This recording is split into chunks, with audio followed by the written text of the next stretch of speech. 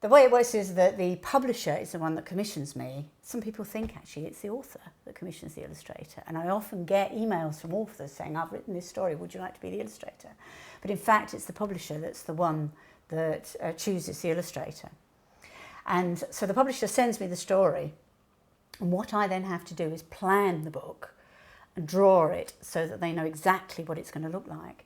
And so I can't just go off on my own if I get a good idea halfway through. It has to be quite controlled because I'm doing a job. I'm doing a job that I'm being paid for, and I've got to do what I said I was going to do. I can't change my mind halfway through. So how it works is the first thing that will happen, I will get sent the story and asked if I want to do it. It doesn't come with any little notes from the illustrator. It specifically comes as just the words. That's because, I'm sure everybody's the same. If you see a film of a book and then you read the book, you can no longer have your own pictures in your head because you can only see the characters that are in the film. And it's the same sort of thing. If I get notes from the illustrator saying, oh, this should look like this, and I think this might be nice if it was this way around, those images are then set and I can't get them out and I can't start afresh. And what they're paying me for when they commission me to illustrate a book is my imagination.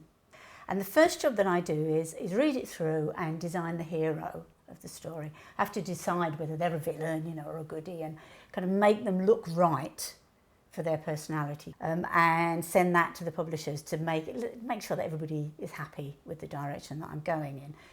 This is my new book called Bears on the Stairs, and it's about a child who's frightened to go to bed because there's bears on the stairs. And interestingly, Julia Jarman, who wrote it, has done it in the first person. And so although it's got this little boy, it never mentions a little boy. It says, there are bears on the stairs, that's why I don't like going to bed. It's the bears on the stairs. So it never tells me whether it's a boy or a girl. So I never knew who she had in mind. I realised that little girls will read books that have little boys as the hero, but little boys won't read books that have little girls as the hero. One of those things, they think it's sissy. So I decided it would be a little boy. So I'm designing this little boy. So I'm sort of just doing little bits of sketches of things. I decided to give him a cat. One of the things I always find very useful, the cat's not in the story at all, is if you invent a sidekick for your hero, you've got somebody to have a subtext with. So the cat can then be sort of making faces in the background or pointing things out that maybe we can see, but the hero can't. So it opens up all sorts of other possibilities. And then I come up ultimately with what I consider to be, a pretty close drawing of what the character should look like. If the hero of the story isn't a child, if the hero of the story is an animal, what I tend to do is go onto the internet. I know I should actually probably go out and go to the zoo, but it doesn't really work like that in the real world. So I go onto the internet and find lots of pictures of that creature. And if possible, try and look at moving pictures of that creature, because animals move in a particular way, and there's often very subtle things that make them either work or not work. And I print out sort of sheets of pictures that will remind me what the real animal looks like, just as kind of reference. So just like that, the fact that a bear's pads look like that, all those toes all in a line, you would never have made that up. So it's you might not actually use it, but it's important to know it so you can decide whether you want to use it or not.